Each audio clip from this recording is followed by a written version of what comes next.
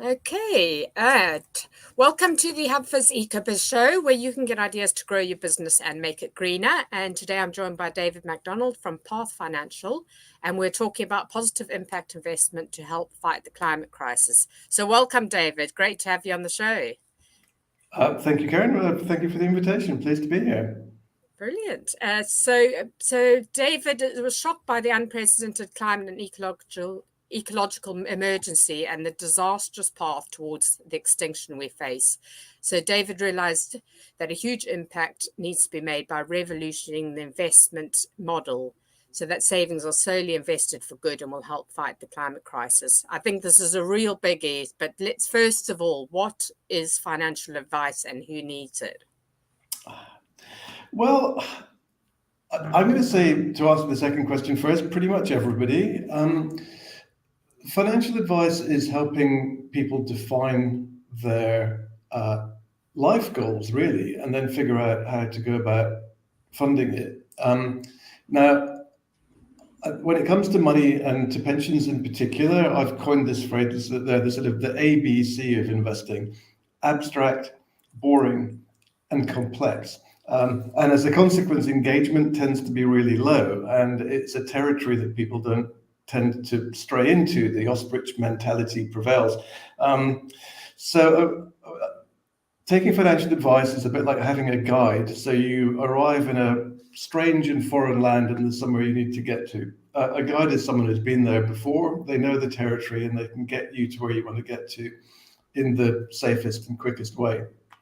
I guess the difference, though, with financial planning is that it's such a black box that maybe you don't even know what the destination is. So a good financial advisor will help you define what you want out of life and then to try and get the money organized to get there. So I say it's not so much about using your life to make your money as using your money to make your life, and figuring out the tipping point as to when that occurs. So just one final little thing on that is, when you think about it, you're either going to live too long, die too soon, or get sick in the meantime.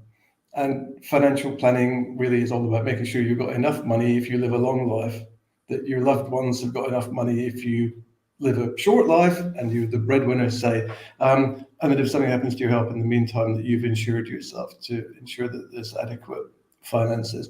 Beyond that, it's just about investing money in line with your values to then preserve and enhance what you've accumulated.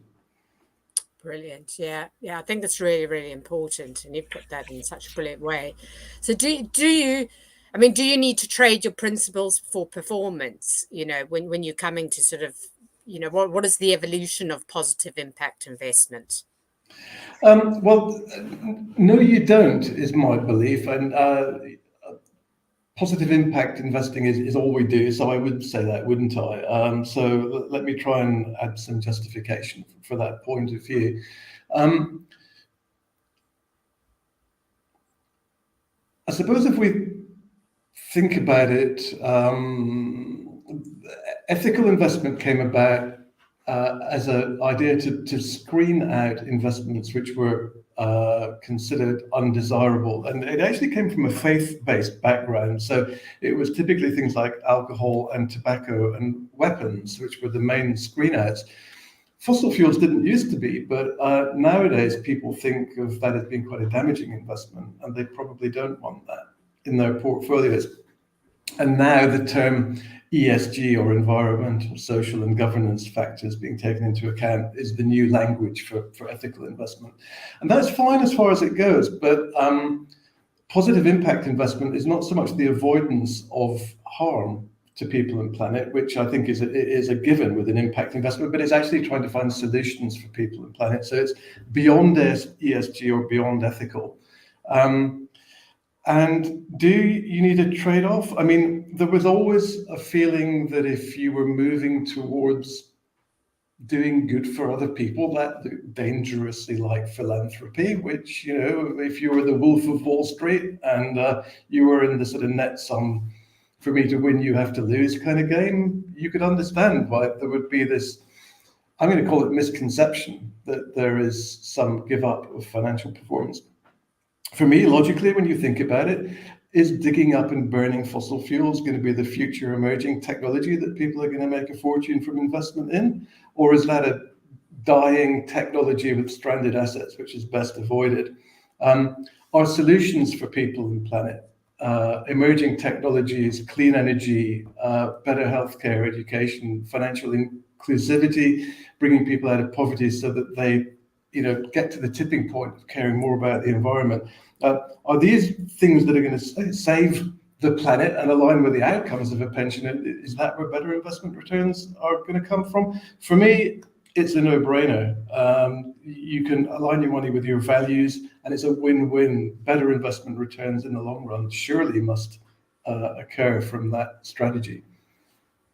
Yeah, definitely. I think that you're right. I think I've heard a lot about sort of ESG being banded around, but there's certain portfolios that they all use, and it's not necessarily positive impact investment, is it? It's just sort of going, okay, well, we'll pick this, this, and this, which are sort of not using fossil fuels.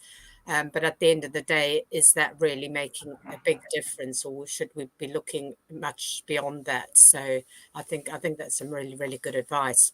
And what action can people take to make their money work harder for them and the planet? And how hard is it to do? I mean, we were talking, you mentioned earlier, sort of the ABC, and I think people sort of go, just don't, I don't know where to even start. Well, I think it's like any journey. It starts with the first step, doesn't it? So I was just talking earlier before the call about this stuff.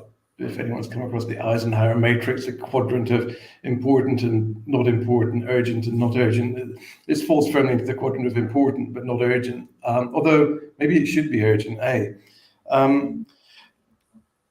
If you take that step, especially if you engage a financial advisor who knows the territory, I would say it's one of the easiest steps that you can take. If you enjoy your meat and you want to become vegan, it's a big effort. If you live 10 miles from work and you want to give up the car and cycle to work on a cold, rainy January morning when it's dark, these are things which require real effort. These are a lot of consumer choices require serious effort.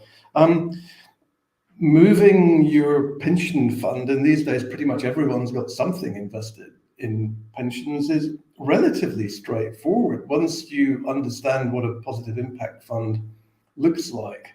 Then as a consumer choice, it takes a couple of hours of effort, and then boom, you've got a year on year carbon reduction.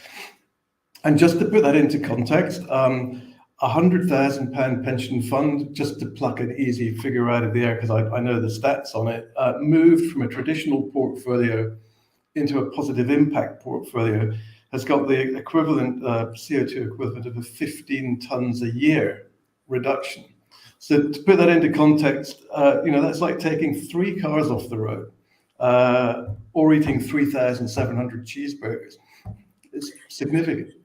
Yeah, definitely. Wow. It's really good to have that put into context, because I think as well, sort of people trying to visualize it and just go, what does that mean? What sort of impact is going to make? Fantastic. And lastly, what is your top eco tip? Well, top eco tip, it has to be what we just talked about. Think about where your money is invested. If it's in any kind of pension fund or any kind of fund, you can see what the top 10 holdings are. If they're BP, Shell, Rio Tinto, Barclays, and HSBC, a quick sniff test gives you an idea of just how eco-friendly that is. Find someone who can advise you on which funds to move to. The Path, for example, is just launching the UK's first pension green certification program for employers. So it'll be a nice badge, I think, for people to get to help endorse the green credentials of businesses who care about that sort of thing. So Yeah, there are a small band of us who are into impact investment. We can be found. So yeah, that would be my top tip.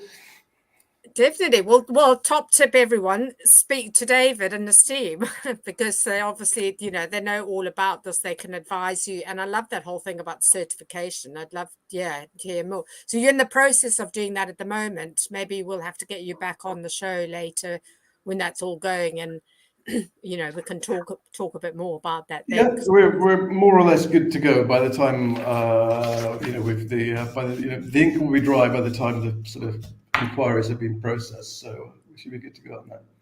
Fantastic. But yeah, love to come back, Karen. So people can find you at thepath.co.uk. Yeah, that's it. Exactly right. Yeah.